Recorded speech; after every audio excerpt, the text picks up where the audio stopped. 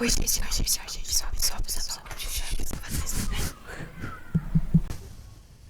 para de soprar o microfone. Pessoal.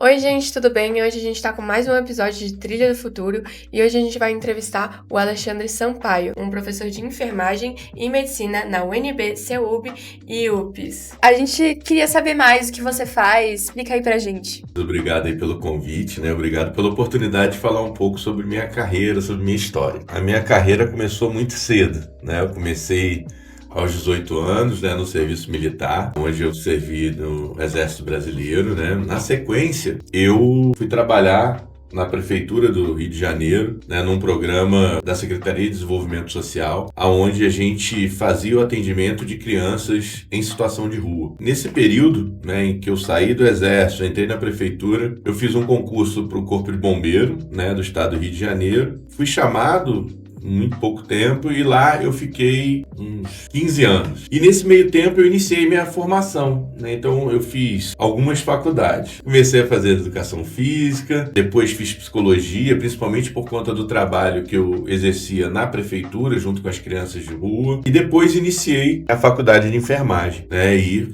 concluí a faculdade de enfermagem. Vim para Brasília por volta de 2006, casei aqui em Brasília, tive meus filhos, né, ali em 2008. Em 2008 eu pedi baixa no Corpo de Bombeiro e comecei a trabalhar aqui na docência. Comecei na docência em 2009, para ser mais preciso. Nessa época eu dava aula em uma faculdade aqui, dava aula em vários cursos, dava aula na enfermagem, na educação física, na fisioterapia, na nutrição, da disciplina de primeiros socorros, né? Tinha toda a minha experiência do Corpo de Bombeiro associado à minha formação acadêmica como enfermeiro e eu trabalhei bastante tempo nessa faculdade trabalhando essa disciplina e depois algumas outras. Fiz minha especialização em saúde mental e psiquiatria. Na sequência, eu fiz o mestrado no programa de Ciência e Tecnologia da Saúde na UNB, na FACEE. Fui convidado para dar aula no CEUB na abertura do curso de medicina. Lá eu trabalhei desde a primeira turma e continuo lá até hoje. E atualmente, né, estou fazendo o doutorado lá na UNB também, lá na FACEE, na Faculdade de Ciências da Ceilândia, e trabalhando atualmente com uma pesquisa que envolve tanto o aspecto genético quanto a influência dos determinantes sociais de saúde na depressão maior. Então, um projeto também bem pioneiro, né, onde eu estou tendo a oportunidade, né, de trabalhar numa temática que atualmente é um grande problema de saúde pública, né, mundial, que é a depressão. Basicamente isso. São muitas coisas mesmo. A gente aprendeu no episódio passado, né, que a construção de uma carreira não é, na verdade, um processo linear. Tem várias coisas que a gente vai vendo e vai se descobrindo até que chegar no nosso resultado final, que na verdade nunca é final, né? Sempre tem mais coisas a fazer. No meio de tantas coisas, assim, que você fez, nem consegui contar quantas. Tem um estresse muito físico, emocional também, de todas essas coisas, de todas essas funções que você acumulou. E como é que você lida com isso, mesmo trabalhando na área de saúde mental também? Isso é algo que a gente tem que ficar muito atento, né? Excelente pergunta, né? Hoje, se a gente for avaliar, né, as principais causas de afastamento laboral, ou seja, de atestados médicos, né, a grande maioria está relacionada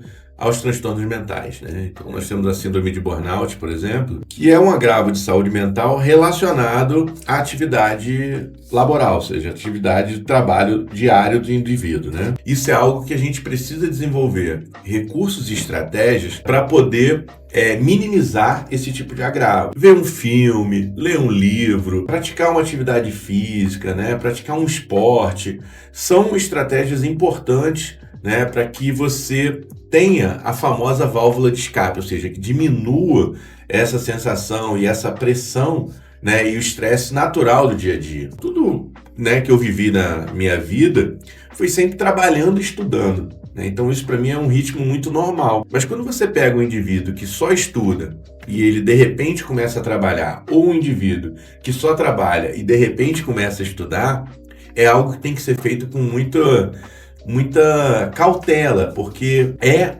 um acréscimo importante na vida do indivíduo e que muitas vezes ele não está preparado para isso, né? Então, saber observar exatamente essas situações é algo muito importante. E se tiver a ajuda de um profissional, melhor ainda, que ajuda a conduzir, né? Nós temos aí também intervenções terapêuticas, né? Feitas por psicólogos, né? E outros profissionais. Com relação à construção, eu concordo plenamente.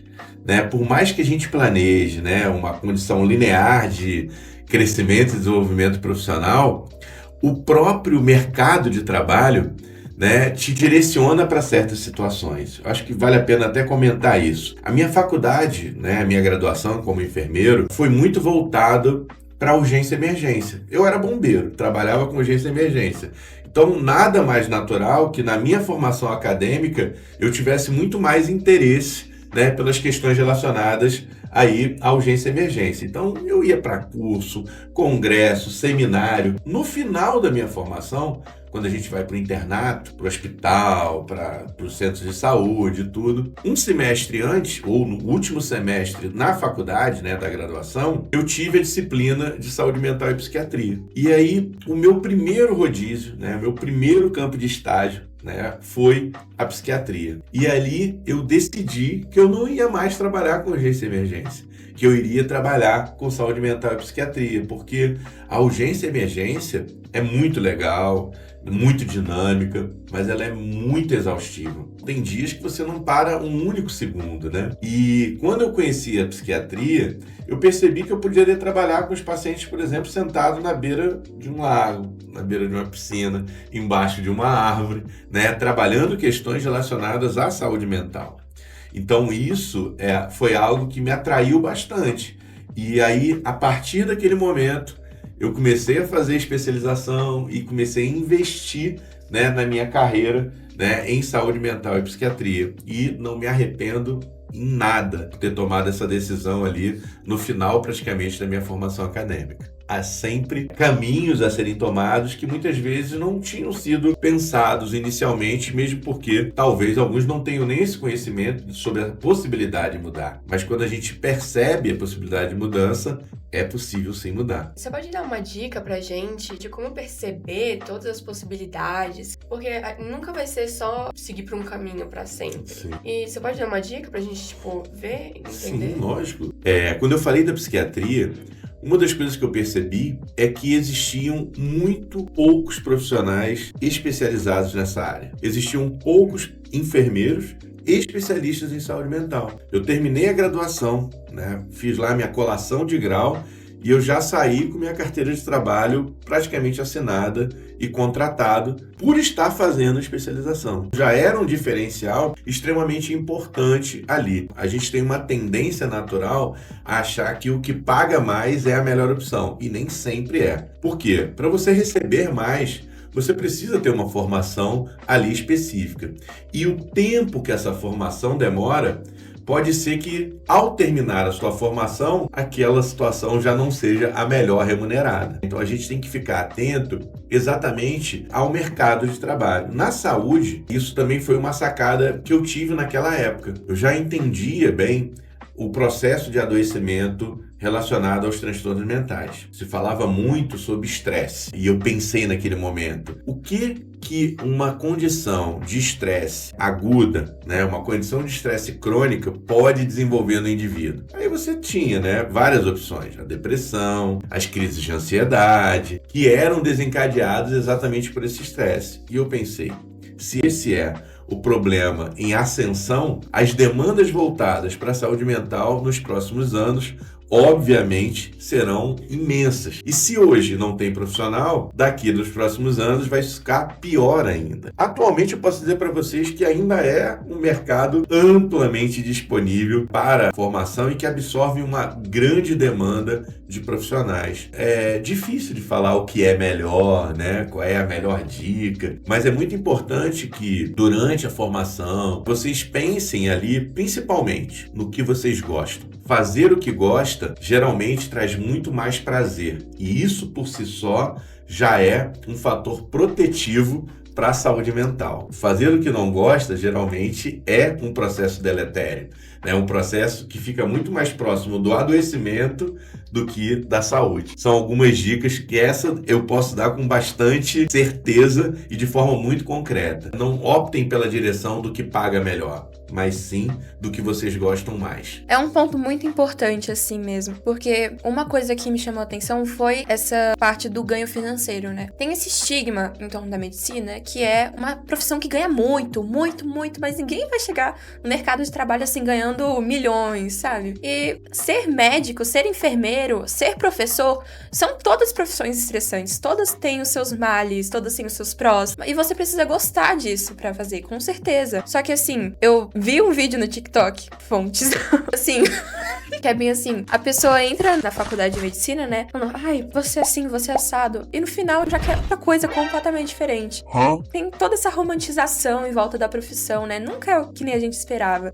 Eu acho que uma das coisas que complementa exatamente o que está trazendo é que eu dou aula no primeiro semestre, ou seja, assim que os alunos chegam, né, na faculdade, e dou aula no 7º semestre, que é uma transição para o internato, né, onde eles vão ficar 2 anos ali vivendo no ambiente hospitalar, no ambiente de unidade básica de saúde, por aí vai, né? E aí muitos alunos entram no primeiro semestre sem saber o nome de um osso, mas já querendo ser neurocirurgião. Aí eu falo, primeiro aprende anatomia, para depois, né, entender e optar pela área que você vai escolher na medicina. A medicina te dá muitas oportunidades. Talvez você conheça ali a medicina de família, né, no meio da sua formação, que te traga muito mais prazer do que uma neurocirurgia, por exemplo. Para você chegar a ser um neurocirurgião, por exemplo, você vai dedicar aí pelo menos uns 10, 11, 12 anos de estudo para chegar ali nessa formação específica dentro do curso de medicina. Quais foram os momentos mais marcantes que você teve até hoje, assim?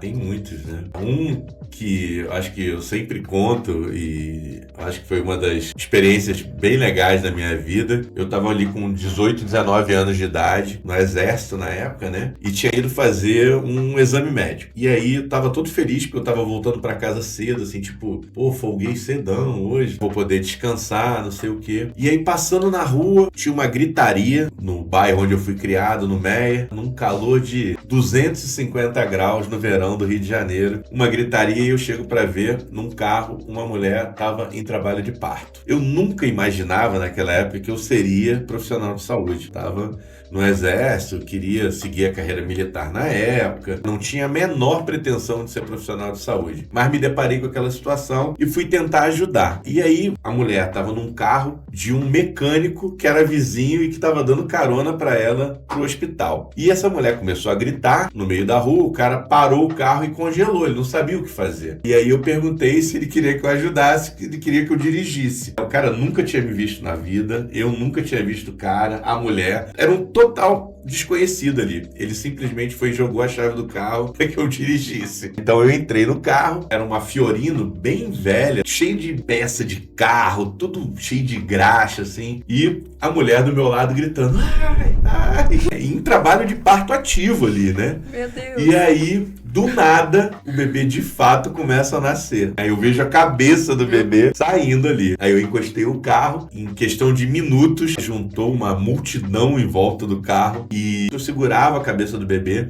que nasceu ali em poucos minutos, né? Uma menina. E eu digo que essa talvez tenha sido a minha primeira grande emoção na área de saúde, sem ser da área de saúde. Então, literalmente, eu não falo nunca que eu fiz um parto, mas que eu auxiliei no parto, porque a mulher, no parto natural, ela que faz o parto. Então eu só auxiliei ali naquele trabalho de parto e para mim foi algo muito especial ali ter tido a oportunidade de auxiliar naquele momento sem ter tido a menor pretensão ou preparo para aquilo, né? Eu ajudei ali, não tinha luva. Hoje talvez eu não fizesse isso com o conhecimento que eu tenho, mas naquela época, né, eu fiz. E isso também foi bem legal, né? Fui até padrinho depois dessa menina. Nunca nem viu a mulher, mas... Não, na época eu acompanhei, assim, né? Mas aí depois, né, a vida fez com que de fato a gente perdesse o contato. Mas foi bem legal. História legal pra contar. Hora do game. Hora do Vamos game. jogar.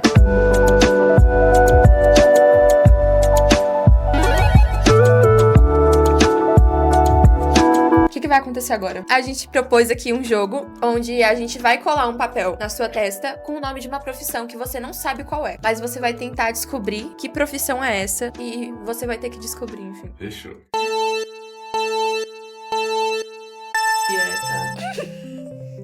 Pronto, todo E aí, mundo tô se bem? arrumou aí. Meu Nossa. Deus. Meu Deus. Qual é? Não, qual é? Pergunta se é da área de saúde. Então, Não. esse profissional pode trabalhar aonde? Qualquer lugar. Se você quiser fazer no topo de uma montanha, você pode. É mesmo. Seria um alpinista? Escalar montanhas? Topo de uma montanha, cara. Não é um alpinista. Um influenciador? Cara, mas Pouco. um influenciador se encaixa nisso, mas não é um influenciador. Seria o jornalista? Nossa! A gente deveria ter colocado TikToker. Que profissão é essa, Luna? TikTok. Nossa, acertou. Posso tirar o outdoor? Tá aqui a sua faixa do Eu Amo Justin Bieber. Bom, já estamos no final do nosso podcast e eu queria muito agradecer você por estar aqui, professora Alexandre, muito obrigada por vir e aceitar participar do nosso podcast. Pois é, a gente gostou muito do que você falou, das dicas que você deu pra gente. Então agora, aguardem nosso terceiro episódio do podcast, que a gente vai trazer mais profissionais muito bons. E acompanhe. Obrigada. Acompanha aí, gente. Tchau. Tchau!